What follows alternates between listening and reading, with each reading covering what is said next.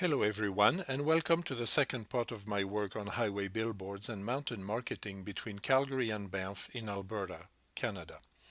Mountain marketing may not have the same importance and the same meaning where you live, but what does the highway mean to you? How does it help create a landscape, and what values do you associate with it?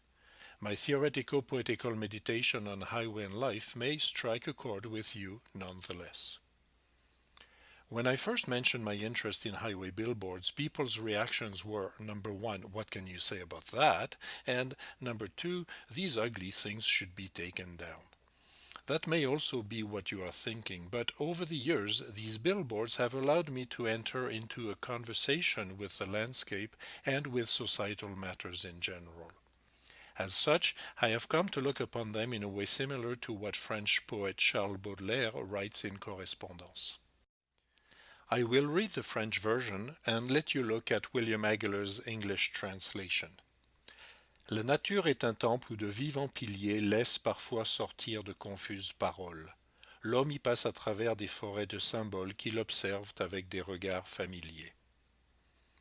One of the conclusions I drew in my first presentation on billboards, which is also on YouTube, and maybe the most important conclusion for people who want to take down these ugly things, is that they tell a larger tale, that they act as mirrors. This one is a good illustration of it. It mirrors our technical prowess, our dubious artistry, our crass consumerism, and our twisted use of natural places. Onto this billboard then, and I will start by turning its slogan into a question. Age to perfection? Really? The province of Alberta was created in 1905. Mount Royal College, now university where I work, was created in 1910, the same year as GHL Chevrolet, as this billboard claims. So, about 100 years later, let's explore the relationships between mountains and cars and what is actually missing from that billboard, the highway, which is nowhere to be seen on the picture, but which is essential for linking the two. Age to perfection, then? To answer that question, my presentation will be in 5 parts. A theoretical background, a glimpse into the history of the Trans-Canada Highway, a glimpse into the history of highway marketing, a glimpse into the literary expressions of highway marketing, and finally, I will have some fun with billboards and uncover some meanings that may not be obvious in the first place. First, then, a theoretical background. Simon Schama's 1996 Landscape and Memory provided my first theoretical approach. Especially his premise that landscape is the work of the mind, that its scenery is built up as much from strata of memory as from layers of rock, and that although we are accustomed to separate nature and human perception, they are in fact indivisible. However, in 1996, Schama did not seem to realize that the persistence in our modern society of core myths such as the sacred mountain, the river of life, and the Arcadian landscape, that the persistence of these core myths actually tends to destroy what they stand for. For example, this Lake Louise billboard proposes a version of Eden that echoes Schama's Arcadian landscape when people and animals lived together in harmony. This billboard is not entirely false advertising, as you can see grizzlies around Lake Louise. But the fact that this one is finding food on the train tracks is not good news. Indeed, Lake Louise is the area with the highest density of bear death due to train and motor vehicle encounters. The best-known Canadian national park is now a battleground between animals and development, as illustrated on the cover of Alberta Views, the battle for Banff. My second theoretical inspiration comes from French philosopher Alain Roger. Almost at the same time as Schama in 1997, Alain Roger was developing his own version of the relationship between man and landscape, very much with the same idea that landscape is mind-made.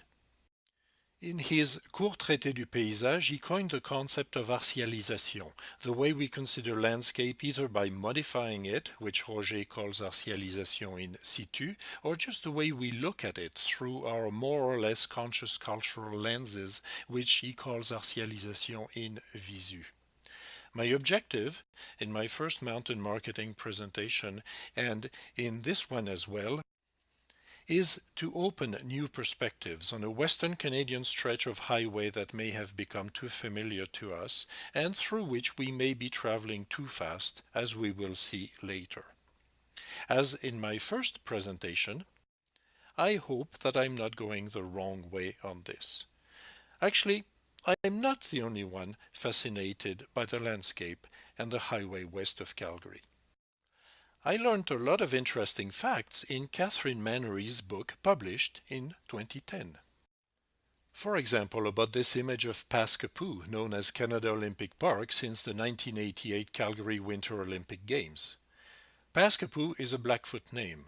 In my first mountain marketing presentation, I had said it was obvious that the presence of the Canadian flag represented a dispossession of traditional Indian views and values, and the taking possession of a territory and a landscape. But little did I know the full extent of that remark. Reading Mannery's book, I learned that over 100 archaeological sites have been excavated across Pascapoo slopes, the oldest evidence of First Nation presence going back between 7 and 8,000 years old, right on Calgary's doorstep. What we have here is a symbol of modern history building itself on an older one, eradicating it almost completely except for a vague memory attached to a place name, which as of 2016 will be remembered only as a new neighborhood, shopping center, etc., as part of that hill is being developed. The same idea about place name was relayed for a while on the highway as well. This Toyota Cruiser rolling over Indian land and its historical figures, Stoney Nation and its chief Crowfoot, both honoring and debasing their memory. My take on landscape echoes Seamus Heaney's, Irish poet and 1995 Nobel Prize for Literature, in that landscape is sacramental, to be read as text.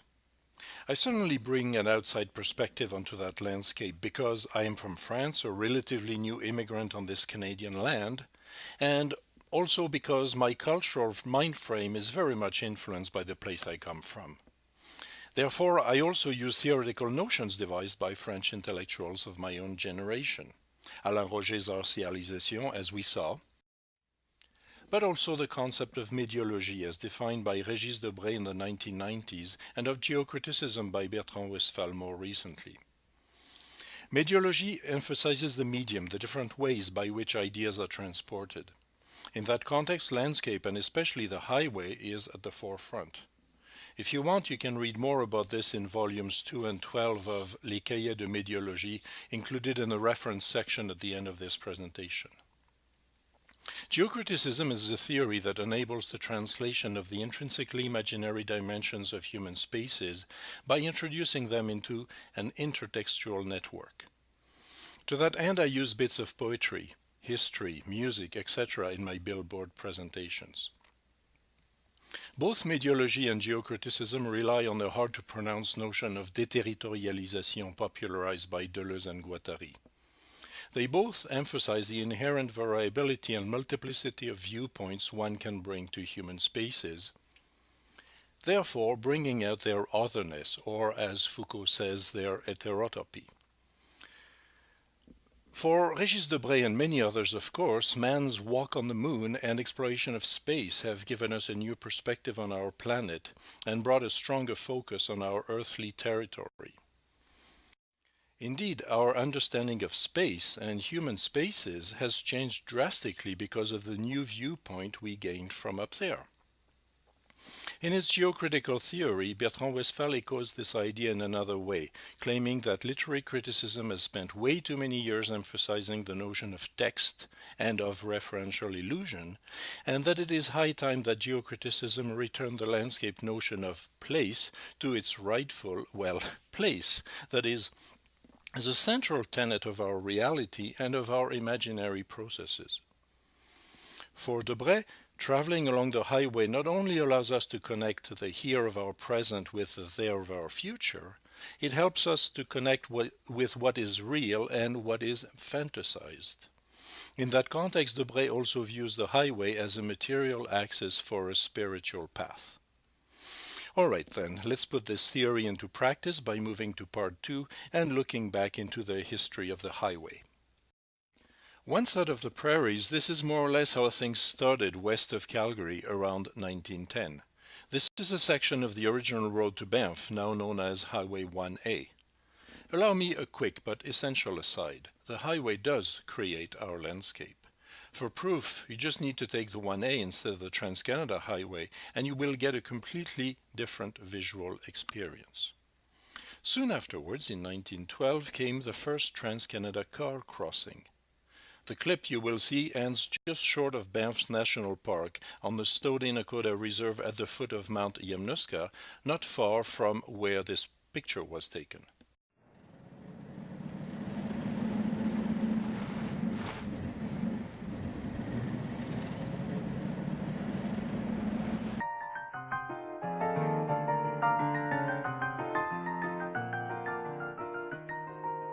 Lauren was supposed to be Jack Haney, driver, chauffeur, mechanic on the original trip. And I was Thomas Wilby, the British writer who wrote a book about the trip in 1912. Well, they left Halifax in August of 1912, and the destination was Vancouver, and they put a sign on the back of the car that said Halifax to Vancouver. But when they got to Vancouver, they discovered that the Vancouver Island automobile clubs were absolutely adamant that that wasn't the end of the road. So they went on, and Victoria became the final destination. You can't imagine the jostling they must have gone through. You know, they had corduroy roads in those days, which were roads that were made of felled trees, and they would try to patch in between the tree stumps. And they had to carry a block and tackle and a winch along with the old car to tie ropes to trees to pull themselves through some places where they just simply weren't roads. One thing we did was we kept referring to the book from 1912 and looking back and forth. They would meet people who would be gobsmacked for, you know, the idea of, wow, you're going to go to Vancouver in a car? Yeah. And of course, we still had that reaction from people 85 years on. And, you know, we always think everyone just hops on a plane and goes places these days, but there's a lot of people in the country who just, for them, the road's the only option.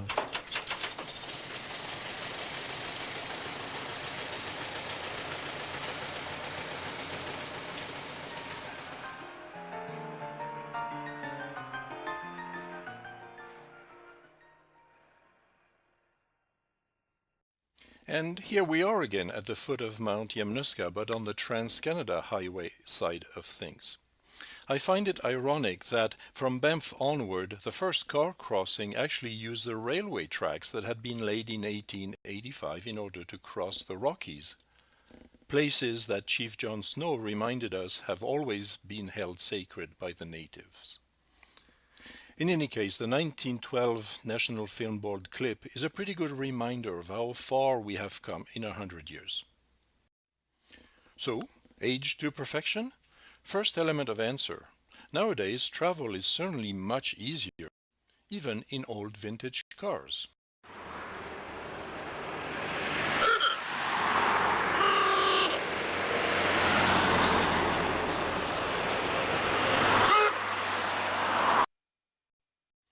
Going back to the 1912 archival footage, let me offer you 3 more serious paths of reflection. First of all, along the line of the chicken and the egg, what came first, the tire or the road? François Michelin, heir of the famous tire company, claims that paths were first widened into roads in order to answer the need for better transportation and faster communication. In the 1900s, roads were so bad, as we saw, that wheels needed to be improved and rubber tires were invented. With tires providing a better ride, speed increased, creating the need for better roads and so on and so forth until the highways as we now know them. And also the need for speed limit enforcement, but I digress. Let's get back on track. Secondly, what is more important in the laying out of a road? Is it geography or history? In that debate, French historian Numa Brock claims that history has almost always won over geography, and that a road, as geographical landmark, is the evidence and instrument of a historical will. This is especially clear in Canada in the context of the short existence of that country. Instrument of a historical will, we know this to be true for the railway in 1885, but also for the Trans-Canada Highway, albeit much later. Highway 1 was officially inaugurated on September 3, 1962. Thirdly, it would be naive not to acknowledge that the historical will that presided over the construction of the highway included a certain amount of violence, not just in terms of symbolic violence as defined by French sociologist Pierre Bourdieu, symbolic violence represented by the Canadian flag on COP, for example, but also in terms of actual physical violence over landscape in such activities as blasting, gouging, scraping, pounding, paving, and so on. So, age to perfection? Certainly, but it has come with an ecological and human price tag. Let's go down the road a bit.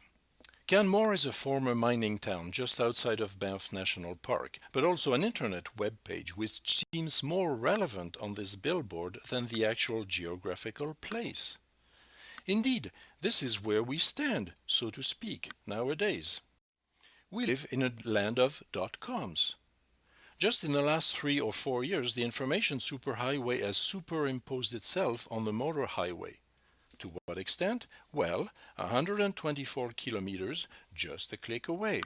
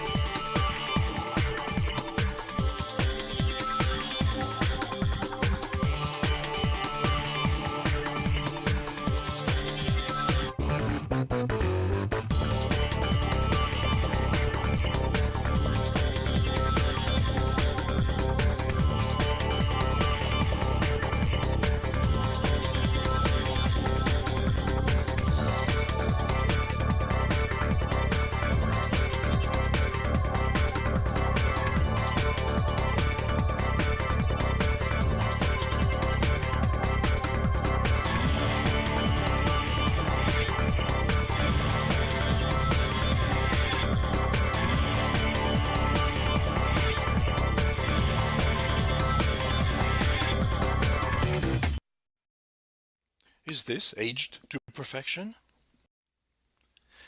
We know that a lot of stress comes from increased speed. We need to react faster in all kinds of situations, and that can definitely affect our life balance in negative ways. Speed has advantages, but too much speed is dangerous physically and mentally. Actually, the terms highway and information superhighway are more than just a metaphor. The term information superhighway came into existence in the 70s.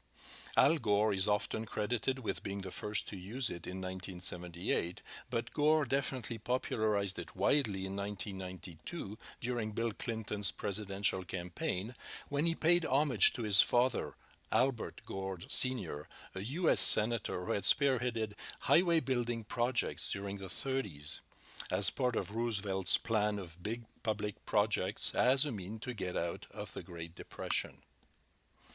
So, how did we get here on the information superhighway? Let's go back into history again and take a look at the history of highway advertising. The beginning of highway advertising can be traced back to 1925 and the Burma-Shave billboards, one of the most successful highway ad campaign, if not the most successful ever. Burma Shave was an American brand of brushless shaving cream apparently made from a secret Burmese recipe, hence the name. Burma Shave was a company that was famous for its advertising gimmick of posting humorous rhyming poems on small sequential highway billboard signs. Typically, 5 consecutive small signs would be posted along the edge of highways, spaced for sequential reading by passing motorists, the last sign being the name of the product, Burma Shave. Cars got faster, roads bigger and safer, letting cars go even faster. At first, it was enough to space the Burma Shave signs further apart. Then came the highways, speed increased, and billboards got bigger and bigger. By 1963, Burma Shave's campaign was completely obsolete. The complete list of the 600 or so known sets of Burma Shave signs have been published, and a number of websites are dedicated to this company and its billboards. This is what those ads would look like today.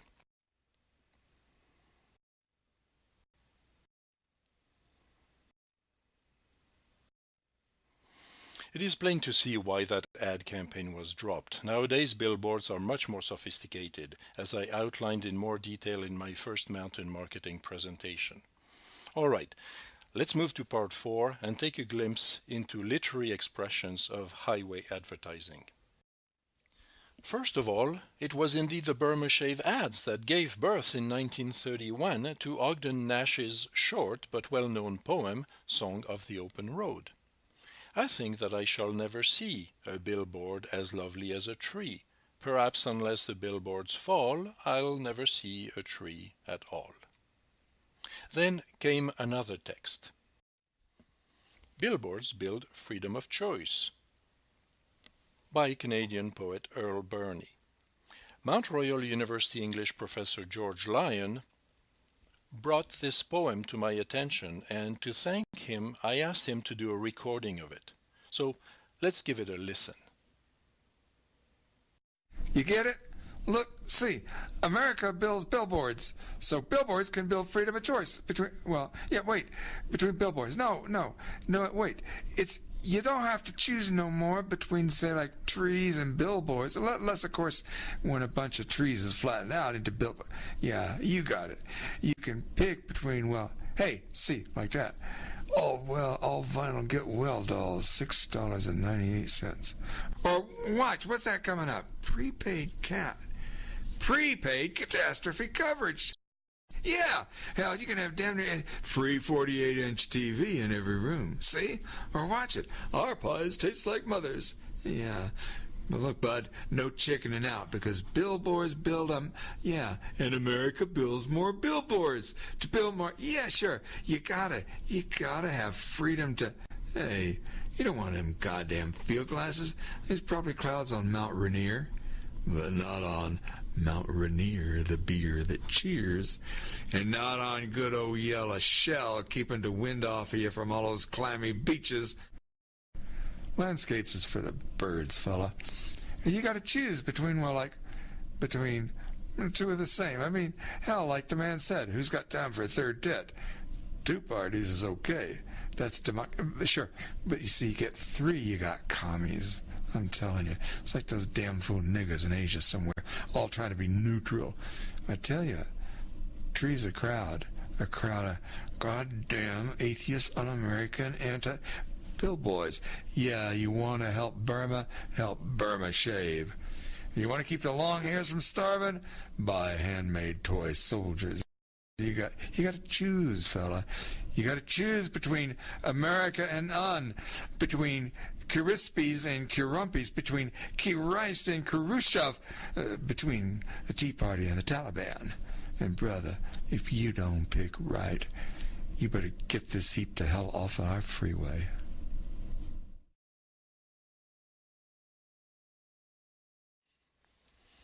In his book on Earl Burney, Frank Davey says that Billboards Build Freedom of Choice is outstanding in its message that hucksterism and unthinking acceptance of received ideas stultify humanity by preventing accurate and creative thought.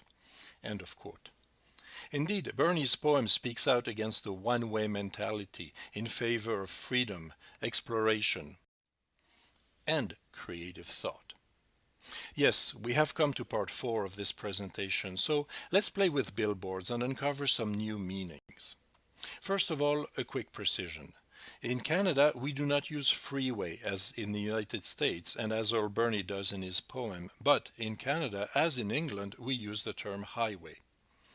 Canadian singer Gordon Lightfoot collided the two terms in his song The Carefree Highway with echoes of Jack Kerouac's view of the road as a place of freedom and self-discovery.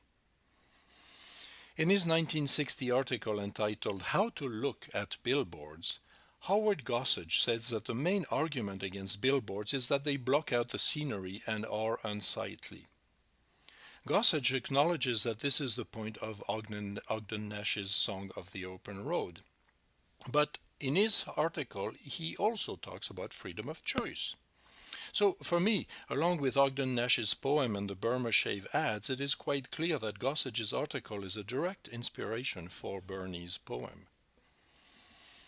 Gossage argues that it is a mistake to attack outdoor advertising on aesthetic ground, because the issue, I quote, becomes a matter of comparative beauty and one can go on haggling about that forever. End of quote. Gossage's conclusion is that, I quote, a billboard is there for the sole and express purpose of trespassing on your field of vision and that it has no other function. End of quote. The whole thrust of this presentation is to disagree with his last point. I already mentioned that I consider these billboards as ironic mirrors of who we are as a society where dispossession, consumerism, technological prowess are all intertwined. Let's consider this. How should we read this landscape? Any trace of symbolic violence here? How about now? Obviously, the slogan on that image, "Good to the last drop," alludes to the exhaustion of petroleum resources and echoes the ecological destruction brought about by the tar sands in Alberta, for example, in order to access the very last drop of petroleum energy. For this play on billboards, I'm taking my cue from Ron English, a New York resident who liberated commercial billboards with his own messages, covering corporate advertisement with his own politically charged agenda. I quote from Carvajal documentary on Ron English. In this endless stream of images that we exist in a world where kids are growing up where their entire visual landscape is thought and sold and entirely co-opted, you can either have an acquiescing and passive approach to it and sort of enjoy the spectacle, or you can try to confront it in some way. Ron English also used often offensive parodies, for example, mocking the use by Apple of dead celebrity figures, as he replaced them with more controversial ones such as Hitler or here, Charles Manson. I will not go as far as Ron English and climb on a ladder to cover highway billboards with my own images, but I like to play with these billboards in order to reveal the underlying meanings that they might have. Let's do another little experiment. These two highway billboards, for the Post Hotel and the Delta Hotel, speak of escape, relaxation, fresh air, etc. Taking my cue from Ron English, how about if we put this one up instead? Has the message changed? No, it is the same. People want to escape the city and its pollution in order to enjoy fresh air in the mountains, but that new image presents the situation in a completely different light, in a much more aggressive tone that would be disturbing to motorists. This is not a narcissistic mirror, but maybe a more objective one. Let's take one last look at my initial billboard and question. Age to perfection? Peter Unwin in Hard Surface sums it up when he writes that the Trans-Canada Highway can be viewed as many things. It can be viewed as a way of getting somewhere, a long, narrow, diffuse piece of technology, a machine really, a democratizing machine perhaps, and one that facilitates movement by itself remaining still. But the road is very much a body of beliefs, a secular religion that worships freedom and individuality. It pays tribute to the primary human urge to be in motion and allows us to create a story about ourselves, even requires that we do so. A story of who we are, a summation of all the roads we have traveled, of the turnoffs we missed, of all the songs we ever sung, and an inventory of all the people we traveled with, in short, of our lives. As we come to a close on this presentation, it should be obvious to all that my views are much more aligned to Peter Unwin's than to Howard Gossage's take on highway billboards. This is also very much what Martin Bellemare had in mind when he wrote the one-man play Le Chant de Georges Boivin, the story of an old man who convinces one of his buddies to embark on a drive from Montreal to Vancouver in order to recover some of his youthful dreams and aspirations, and a lost love. In the context of songs sung identified by Peter Unwin, many songs deal with a highway, and I already mentioned Gordon Lightfoot's Carefree Highway, but let me also quote from Neil Young's Spirit Road. There is a long highway in your mind, the spirit road that you must find. Peace again. There is a long highway in your mind, the spirit road that you must find to get you home to peace again, where you belong, my love-lost friend. I sincerely hope that you find what you are looking for down the road. A few parting words. Important provincial and national elections were held in Canada in 2015, and the United States are poised for a huge presidential election in 2016. So let me provide you with my own poll in the form of one last billboard.